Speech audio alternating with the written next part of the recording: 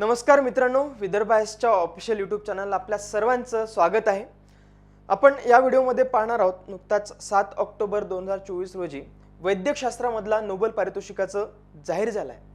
या पारितोषिकामध्ये साधारण अमेरिकेचे 2 तज्ञ असे वैद्यक शास्त्रज्ञ यांना हा पुरस्कार जाहीर झाला। त्यामध्ये गॅरी रूकुन आणि दुसरे म्हणजे ॲब्स्ट्रॉक अशा 2 वैद्यक शास्त्रज्ञांना हा पुरस्कार जाहीर झाला आणि त्यांनी विशेष अशा क्षेत्रामध्ये उल्लेखनीय कामगिरी केली आहे, ते म्हणजे आरएनए आणि विशेषतः आरएनए मधला मायक्रो आरएनए यावरती त्यांचं संशोधन आहे।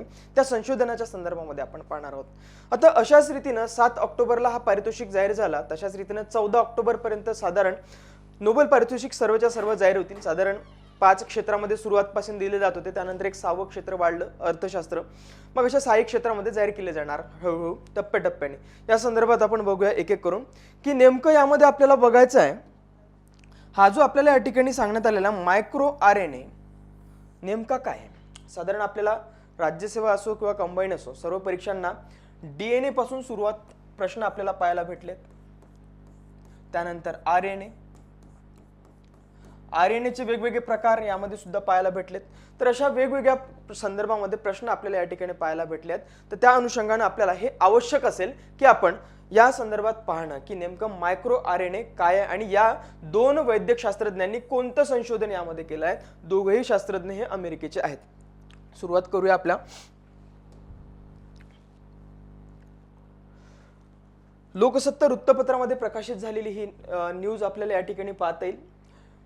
अमेरिकेच्या व्हिक्टर ॲब्रॉस आणि गॅरी रूकुन, व्हिक्टर ॲब्रॉस हे आहेत आणि गॅरी रूकुन अशा 2 वैद्यक शास्त्रज्ञांना हा नोबेल पारितोषिक सोमवारी जाहीर झाला, म्हणजे 7 ऑक्टोबर 2024 रोजी जाहीर झाला। या अनुषंगाने फार एक महत्त्वाची गोष्ट म्हणता येईल, दिवसागणिक आपल्याला माहिती आहे की समस्या आरोग्याच्या फार मोठ्या प्रमाणात वाढत आहेत। या अनुषंगाने कॅन्सर सारखा हे एक असं प्रकरण आहे की ते एकदा कोणाला आहे म्हटलं तर एकदम डोक्यात सुन्न होऊन जातं किंवा तिथेच अर्धा तो मृतावस्था त्याला प्राप्त होते, अशा प्रकारचं होतं। त्या अनुषंगाने यांनी जे संशोधन केलं आहे आरएनए वरती, मायक्रो आरएनए वरती, हे याच्याशी संबंधित आहे, म्हणजे कर्करोगाशी संबंधित साधारण जे कर्करोग होतात वेगवेगळ्या प्रकारचे त्यावरती संशोधन या माध्यमातून होऊ शकणार आहे। असे महत्त्वाचं संशोधन हे असणार आहे, त्या संदर्भात आपण पाहणार आहोत। तर यामध्ये आपल्याला काही म्हणता येईल, यांना 10 लाख म्हणजे 11 लाख स्वीडन इतकं स्वीडिश क्रोनर इतकं पारितोषिक याच्यामध्ये मिळालेलं आहे आणि त्यामध्ये अमेरिकन डॉलर जर म्हटलं आपण तर यामध्ये 10 लाख अमेरिकन डॉलर यामध्ये त्यांना हा पुरस्कार प्राप्त झालेला आहे। त्या संदर्भात बघूया आपण आता नोबेल पारितोषिक काय आहे।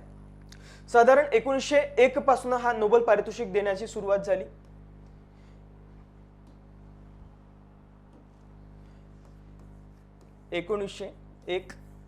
मग याच्यामध्ये आपल्याला सगळ्यांना माहिती आहे की अल्फ्रेड यांच्या स्मृतिप्रित्यर्थ, अल्फ्रेड नोबेल यांच्या स्मृतिप्रित्यर्थ हा आपण दरवर्षी 1901 पासून हा पुरस्कार दरवर्षी देत असतो। तर अशा रीतीने सुरुवातीला हा साधारण 5 क्षेत्रामध्ये पुरस्कार जाहीर करण्यात आलेला होता किंवा सुरुवात झाली होती। भौतिकशास्त्र, रसायनशास्त्र, शरीर विज्ञान आणि वैद्यकशास्त्र या क्षेत्रांमध्ये, त्यानंतर साहित्य आणि शांतता या क्षेत्रामध्ये दरवर्षी 5 आंतरराष्ट्रीय पुरस्कार दिले जात असतात।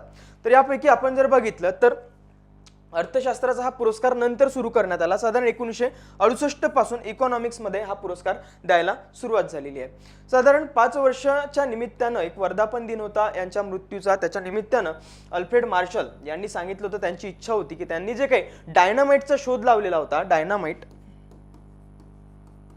या डायनामाइटच्या संदर्भात जे काही त्यांना मिळालेला निधी असेल तर हा निधी तर त्यांनी सांगितलं की बाबा दरवर्षी कोणाला ते प्रेरणा मिळावी, नवीन नवीन संशोधनांना प्रेरणा मिळावी, या अनुषंगाने सर्वांना एक पारितोषिक जाहीर करता आलं पाहिजे दरवर्षी काही लोकांना, विशेष कामगिरी करणाऱ्यांना। तर मग अशा रीतीने त्या ठिकाणी 1901 पासून हा पारितोषिक सुरुवात झालेली दिसून येते।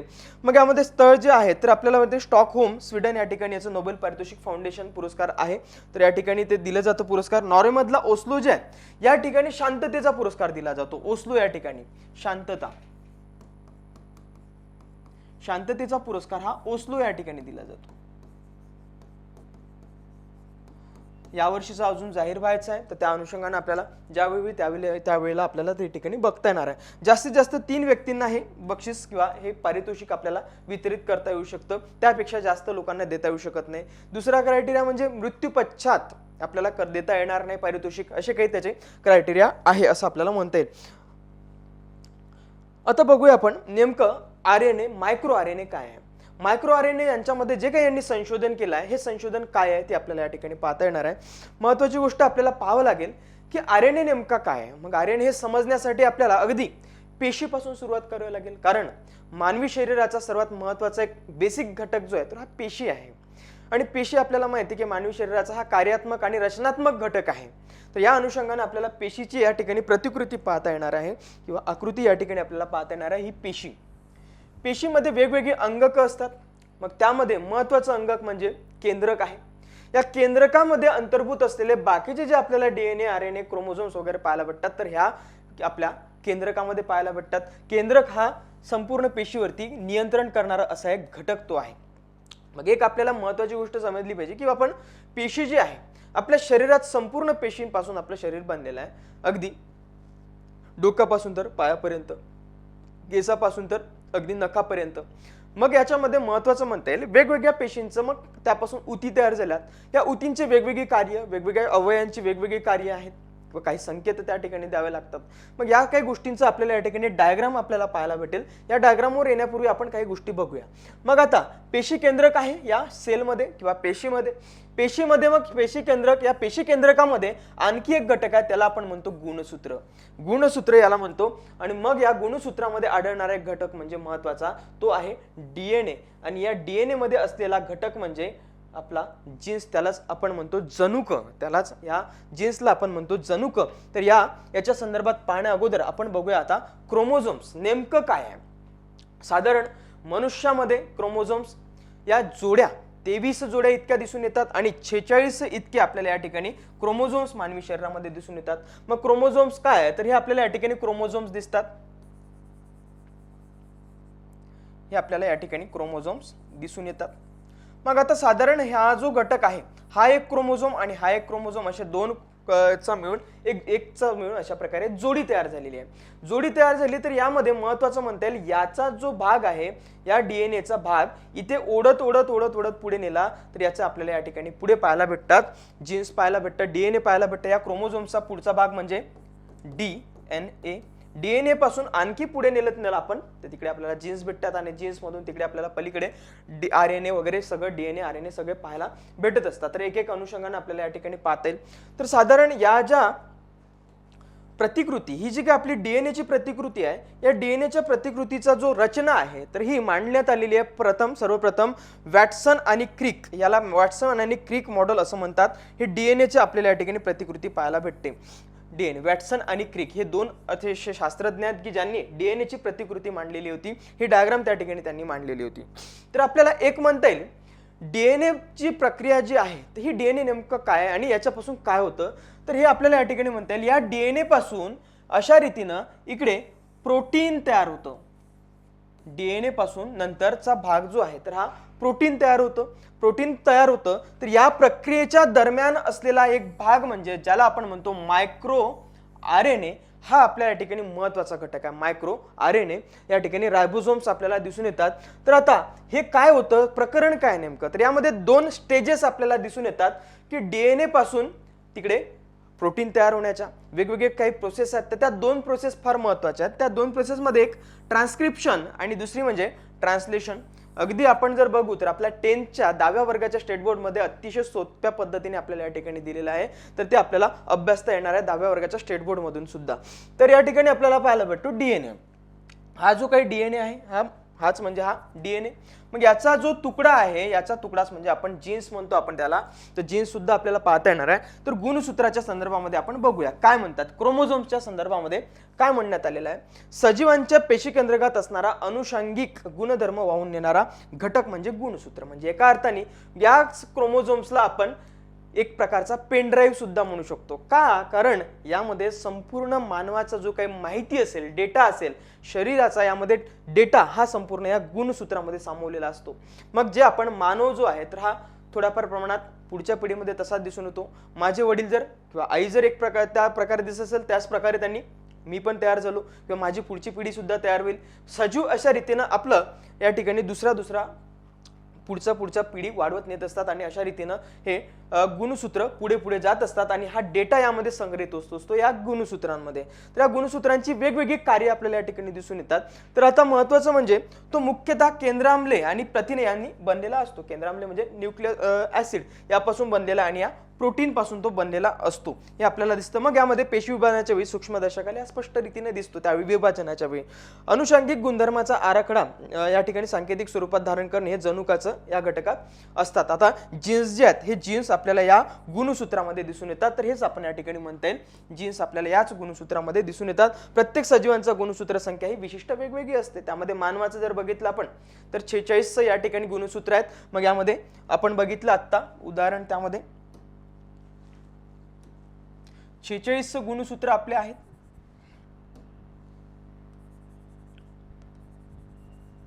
अशा रीतीने हा एक क्रोमोझोम आणि हा एक क्रोमोझोम. तर अशा रीतीने हे दोन तयार झाले म्हणजे याचा अर्थ दोन पासून एक जोडी तयार झाली. म्हणजे अशाच रीतीने मानवाच्या शरीरामध्ये हे 23 गुणसूत्रांपासून मानव बनलेला आहे. 23 गुणसूत्रांच्या जोडीपासून तयार झाले आणि एकंदरीत जर बघितलं तर 46 एवढे गुणसूत्र मानवामध्ये असतात. तर मग त्याच्यावरून आपल्या सगळ्यांना माहिती की ते XX XY त्यापासून XX पासून त्यामध्ये स्त्री तयार होतं आणि त्यामध्ये XY जो आहे तो त्यामध्ये पुरुष आपल्याला तयार होतो हे सगळ्यांना माहिती आहे. तर हा जो काही प्रोसेस आपल्याला या ठिकाणी दिसून येते ट्रान्सक्रिप्शन अँड त्या ठिकाणी ट्रान्सलेशन अशा दोन पद्धती दिसून येतात. तर यामधला नेमका जो हा ट्रान्सक्रिप्शन जो आहे हा प्रकार काय आहे तर साधारण या DNA पासून इकडे RNA तयार होणे म्हणजे यालाच आपण ट्रान्सक्रिप्शन असं पद्धत म्हणूया. DNA पासून RNA तयार होण्याच्या प्रक्रियेला या ठिकाणी ट्रान्सक्रिप्शन म्हणता येईल. मग त्यानंतर पुढचा भाग येतो. मग आता या ठिकाणी काय होतं काय आपल्याला mRNA दिसतो. मग आता या DNA मध्ये सगळी माहिती डेटाबेस त्यामध्ये स्टोअर केलेला आहे. मग इथे दिसून येतो डेटाबेस ऑफ इन्स्ट्रक्शन्स माहितीचा सगळा साठा भांडार या ठिकाणी ठेवलेला दिसून येतो. मग आपल्याला दिसून येतं की वेगवेगळ्या पेशींचं वेगवेगळं काम आहे किंवा वेगवेगळं त्या ठिकाणी मेसेज आपल्याला द्यावा लागतो. जर आता या बोटामधली एखादं DNA कदाचित पेशी असेल आणि त्या पेशीमधला त्या ठिकाणी DNA वेगळा असेल तर त्याला मेसेज द्यावा लागणार आहे कारण की शेवटी प्रोटीन या ठिकाणी तयार होणार असतं. तर ह्या ज्या गोष्टी आहेत तर ह्या सगळ्या सुरळीतरित्या चालायला पाहिजे यासाठी नियंत्रण असलं पाहिजे या गोष्टींवरती. या गोष्टीवरती नियंत्रण असण्यासाठी महत्त्वाचं मग या ठिकाणी म्हणूनच आपल्याला मायक्रो RNA घालून दिलेला आहे. त्यालाच आपण रेग्युलेटर म्हणतो म्हणजेच नियंत्रक आहे. हा जो काही मेसेंजर RNA काढून mRNA जो आहे आपल्याकडे मेसेंजर RNA म्हणजे एका अर्थानं हा जो mRNA आहे हा नारद आहे. हा नारद या DNA कडून सांगत तिकडे प्रोटीनला सांगतो की बाबा तू प्रोटीन काय बनवायचं किंवा काय करायचं हे या ठिकाणी सांगितलं जातं. हे क्रोमोझोम्स आपल्याला या ठिकाणी दिसून येतात. या क्रोमोझोम्स वरती या ठिकाणी तयार झालेली जी प्रक्रिया असेल ती ट्रान्सलेशनची प्रक्रिया म्हणजे या ठिकाणी प्रोटीन तयार होण्याची प्रक्रिया म्हणजे या ठिकाणी आपल्याला हे ट्रान्सलेशन या ठिकाणी म्हणता येणार आहे. तर अशा काही गोष्टी आहेत. तर त्यामध्ये पुढे जाऊया आपण. हा डायग्राम फार महत्त्वाची असेल आपल्याला आणखी पुढे त्याचं काम पडणार आहे. आता बघूया नेमकं जनुक किंवा जीन्स आपण नेमकं कशाला म्हटलं पाहिजे. जीन्स आपल्याला नेमकं कशाला म्हणता येणार. प्रत्येक गुणसूत्रात एकच DNA रेणूसूत्राचे बनलेले असतात. प्रत्येक गुणसूत्रे एकाच DNA रेणूचे बनलेले असतात. यामध्ये DNA रेणूतील रेणुखंडांना जनुक किंवा जीन्स असं म्हटलं जातं. म्हणजेच त्या DNA खंड असतात ते एका अर्थाने हे खंड या ठिकाणी याला जीन्स म्हणतो आपण याला जीन्स म्हणतो. मग त्यानंतर बघूया DNA रेणूतील न्यूक्लियोटाइडच्या वैविध्यपूर्ण मांडणीमुळे भिन्न आहे तसे जनुक तयार होतात. त्यानंतर ही जनुक एका ओळीत रचलेली असतात. त्यानंतर जनुक पेशीच्या शरीराच्या रचनेवर कार्यावर नियंत्रण ठेवत असतात. हे महत्त्वाचं त्यांचं काम आहे. आणि तसंच अनुषंगिक लक्षण हे माता पित्यांकडून ते पुत्राकडे तिकडे पाठवत असतात. असं काही त्यामध्ये संततीमध्ये संक्रमित करत असतात. म्हणून त्यांना अनुवंशिकतेचे कार्यकारी घटक सुद्धा जीन्सला म्हणत असतात. म्हणून ते म्हणतो ना आपण की पूर्वजांचा जीन्स कसा आहे. मग तो जर जीन्स चांगला असेल तर त्या ठिकाणी त्याचे येणारे अपत्य किंवा येणारी पिढी ही चांगली निघू शकते. कारण त्याच्यात जर डिफेक्ट असेल तर तो पुढची पिढी सुद्धा डिफेक्टिव्ह निघू शकते. त्यामुळे हे जे जीन्स आहे हे फार महत्त्वाचे असतील आपल्याला हे जीन्स. मग आपल्याला पुढे एक प्रक्रिया दिसून येते जीन एडिटिंग प्रक्रिया. जीन एडिटिंग म्हणजे काय तर या ज्या काही जीनमध्ये जर काही अडचणी येत असेल जर काही त्यामध्ये चुकीचं काही गोष्ट असेल बिघाड जर झालेला असेल तर तो बिघाड झालेला भाग या ठिकाणी काढून टाकला जातो आणि काढून टाकून त्या त्या ठिकाणी दुसरी गोष्ट फिट केली जाते किंवा सुदृढ असा त्या ठिकाणी भाग फिट केला जातो. याला जीन एडिटिंग आपण म्हणतो असतो. अशा प्रकारे ही घटना या ठिकाणी घडताना आपल्याला दिसून येते. तर ही काही प्रतिकृती आपल्याला या ठिकाणी बघितली आपण. तर त्यानंतर म्हणता येईल माता पिता त्याच्या अपत्याच्या पुष्कळसे साम्य आढळतं. या कारणानेच या जीन्सच्याच कारणाने माता पित्यांमध्ये तिकडे माता पित्यांपैकी पुढे जर आपण अपत्यांमध्ये सुद्धा तशाच रीतीने ते आपल्याला सारखेपणा पाहायला भेटतो. मग यामध्ये जनुकांमध्ये प्रथिनांच्या निर्मिती विषयक माहिती साठवलेली असते. याच जनुकांमध्ये प्रथिनांच्या निर्मितीची म्हणजे हे जे प्रथिन आहे, हे जे प्रोटीन आहे, हे प्रोटीन निर्मितीची माहिती या जीन्समध्ये साठवलेली असते. या जीन्समध्ये ही माहिती साठवलेली असते म्हणजे हा डीएनएचा एक भाग. तर या ठिकाणी हे आपल्याला दिसून येतं आणि इकडे पुरे आरएनए कडे ते ट्रान्सफर करतात म्हणजे ट्रान्सक्रिप्ट करतात. त्या ठिकाणी आपल्याला दिसतं ते कोडिंग डिकोडिंग वगैरे करतात. ते आपल्याला व्हिडिओमध्ये वगैरे पाहायला भेटतं. त्यानंतर mRNA म्हणजे मेसेज देतात ते तिकडे. त्यानंतर आपल्याला डीएनए बद्दल जर बघितलं आपण तर डीऑक्सीरायबोन्यूक्लिक. डीऑक्सीरायबोन्यूक्लिक काय गुणसूत्र डीएनए हे बनलेली असतात. गुणसूत्र जे आहेत ही संपूर्ण डीएनएची बनलेली असतात आपल्याला दिसून येतं. त्यानंतर डीएनएचे रेणू विषाणू जीवाणूपासून माणसापर्यंत बहुतेक सर्व जीवाणू हे डीएनए पासून तयार झालेले असतात. त्यानंतर हे रेणू पेशीचे कार्य वाढ विभाजन आणि प्रजननावर नियंत्रण करण्याचा एक म्हणून त्याला ओळखलं जातं. या कारणासाठी ते ओळखले जात असतात. तर त्यानंतर पुढे जर बघितलं आपण पुढचा भाग या ठिकाणी म्हणता येईल आपल्याला आरएनए रायबोन्यूक्लिक ऍसिड. त्यालाच आपण रायबोन्यूक्लिक ऍसिड म्हणजेच आरएनए असं म्हणतो. तर आपल्याला या ठिकाणी आरएनए पाहायला भेटतो रायबोन्यूक्लिक ऍसिड. रायबोन्यूक्लिक ऍसिडचे 4 घटक या ठिकाणी सायटोसिन, त्यानंतर क्वायनाइन, ॲडेनाइन आणि युरिसॉल हे या ठिकाणी आपल्याला पाहायला भेटतात. हे करलपूर जे आहेत हेच 4 घटक ते आहेत.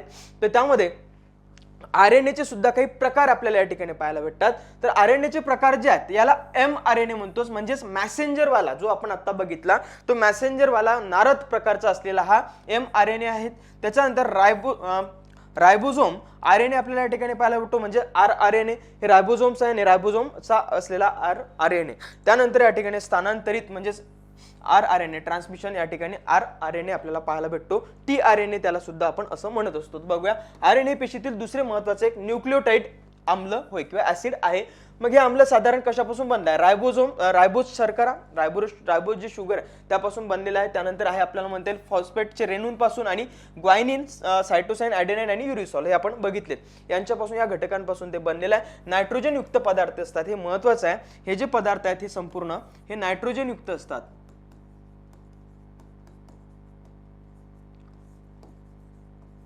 नायट्रोजन युक्त असलेले पदार्थ आहेत.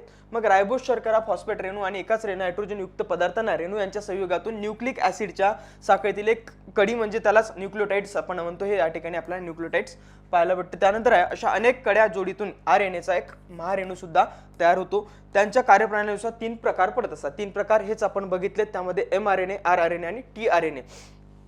यामध्ये rRNAचं काय काम आहे? rRNA हा रायबोझोम्स अंगकाचा एक घटक असला तो आरएनएचा रेणू असतो. रायबोझोम्स प्रथिन संश्लेषणाचं काम करत असतात. महत्त्वाचं हे रायबोझोम्स जे आहेत हे प्रथिनांचं संश्लेषणाचं काम करतात. त्यानंतर मॅसेंजर जो आहे हा मेसेज पाठवतो. त्या ठिकाणी त्याची निर्मितीचा संदेश देण्याचं काम हा mRNA करतो की कोणत्या पद्धतीने व्हायला पाहिजे. मग त्यानंतर म्हणता येईल पुढे आपल्याला की प्रथिनांची निर्मिती करणाऱ्या रायबोझोम्स पर्यंत नेणारा दूत रेणू सुद्धा त्याला आपण म्हणतो. त्यानंतर ट्रान्सफर आरएनए जो आहे तर त्याला आपण संदेशाचा जो आहे तो त्याचा अमिनो ऍसिड मध्ये रेणूंना रायबोझोम पर्यंत आणणारा एक आरएनए असतो. तर यामध्ये महत्त्वाची गोष्ट आपल्याला पुढे म्हणता येईल की हा जो संशोधन आहे तर हे संशोधन नेमकं काय हे आपल्याला इथे एका अर्थाने पाहणं गरजेचं आहे. आता खरं आलं आपल्या या ठिकाणी मायक्रो आरएनए त्यालाच किंवा आपण mRNA सुद्धा असं म्हणतो. तर हा जो काही आपण घटक बघितला डीएनए आणि प्रोटीन म्हणजे ही जी एक प्रक्रिया असते डीएनए पासून प्रोटीन तयार होण्याची प्रक्रिया. या प्रक्रियेच्या दरम्यान 2 गोष्टी घडत असतात. एक म्हणजे ट्रान्सक्रिप्शन. आत्ताच बघितलं आपण ट्रान्सक्रिप्शन म्हणजेच काय तर डीएनए पासून आरएनए तयार होणं. स्पेसिफिक इन्स्ट्रक्शन्स या ठिकाणी पुढे पाठवले जातात हे मॅसेंजरच्या माध्यमातून mRNAच्या माध्यमातून. मग या mRNAला नियंत्रित करण्याचं काम हे या ठिकाणी आपल्याला दिसून येतात मायक्रो आरएनए करतात. नियंत्रण म्हणजे काय होतं की बरेचदा कर्करोग का तयार होतो, अनियंत्रित अशा पेशींची वाढ होऊन जाते, अनियमित पेशींची वाढ होऊन जाते, भयंकर पेशींची वाढ संख्या म्हणजे पेशींची संख्या वाढणं म्हणजे एका अर्थाने कर्करोग त्या ठिकाणी तयार होणं असं आपल्याला लक्षात येतं. मग या ठिकाणी म्हणता येईल की हे जे काही नियंत्रण ठेवण्याचं काम मायक्रो आरएनए करत असतात, हे रेग्युलेटर म्हणून काम करतात की प्रोटीन या ठिकाणी कसं तयार व्हायला पाहिजेत हे आपल्याला म्हणता येईल. मग आता शोध जो आहे याचा मायक्रो आरएनएचा कोणी लावला, विक्टर ॲब्रोस आणि गॅरी रुकुन यांनी 1993 मध्ये त्याचा शोध लावलेला होता. मग मायक्रो आरएनएचे महत्व काय, जैविक प्रक्रियांमध्ये भूमिका, पेशींचा प्रसार आणि रोग प्रतिकारक प्रक्रिया यासारख्या विविध जैविक प्रक्रियांसाठी त्याचा एक महत्त्वाचा भाग म्हणता येईल आपल्याला. यासाठीच त्यांना या ठिकाणी हा पारितोषिक मिळालेला आहे, नोबेल पारितोषिक, जो 2024चा पारितोषिक आहे हा वैद्यकशास्त्रामधला. त्यानंतर पुढे म्हणता येईल आपल्याला जैविक नियमन. जैविक नियमन ते एक कोलेस्ट्रॉल चयापचयाचं काम सुद्धा करतात. त्यानंतर म्हणता येईल आपल्याला गर्भधारणेतील महत्त्वाची भूमिका त्यांची आहे. मग भ्रूण त्या ठिकाणी मातेच्या पोटामध्ये जे भ्रूण असतं तर त्याला वेळोवेळी काय लागतं, कशा रीतीनं कोणकोणते घटक त्याला प्रोव्हाइड झाले पाहिजे, हे मॅसेंजर देण्याचं काम या ठिकाणी आपल्याला या मायक्रो आरएनएचे या ठिकाणी दिसून येतं. आणि या ठिकाणी हा mRNA मॅसेंजर देतो आणि या ठिकाणी नियंत्रित हे करतात. कदाचित त्या बालकाला दुसरंच काहीतरी भेटायला नको किंवा घातक त्यांनी गोष्टी घ्यायला नको, ह्या काही गोष्टी आहेत. त्यानंतर चयापचन, कोलेस्ट्रॉलचं चयापचन करणे याच्यामध्ये सुद्धा नियंत्रण ठेवणे याचं काम आहे. हे महत्त्वाच्या गोष्टी या ठिकाणी म्हणता येईल. आरोग्याच्या दृष्टिकोनातून फारच महत्त्वाचं आहे. गर्भधारणेच्या विकासात योगदान देणारे हे मायक्रो आरएनए आहे. त्यानंतर रोगाचे परिणाम सुद्धा या ठिकाणी पाहायला वाटतील की यामध्ये बदलामुळे जनुक कार्यामध्ये प्रोफाईलमध्ये बदल होऊ शकतात. त्यामुळे अनेक मानवी विकारांना चालना या ठिकाणी माध्यमातून मिळू शकतात. अनेक मानवी विकार सुद्धा यातून तयार होऊ शकतात. असा महत्त्वाचा हा घटक या ठिकाणी आपल्याला म्हणता येईल mRNA की mRNA, त्यालाच आपण म्हणतो मायक्रो आरएनए. अशा प्रकारे वेगवेगळी आपल्याला संशोधन या ठिकाणी दिसून येतील. तर महत्त्वाचे हे आपले दोन शास्त्रज्ञ आहेत. यानंतर बघूया आपण भौतिकशास्त्रामध्ये वेगवेगळ्या शास्त्रज्ञांना मिळालेला पारितोषिकाच्या संदर्भामध्ये आपण चर्चा करणार आहोत. तत्पूर्वी आपण थांबूया, भेटू आपण आपल्या नेक्स्ट व्हिडिओमध्ये. थँक्यू, धन्यवाद.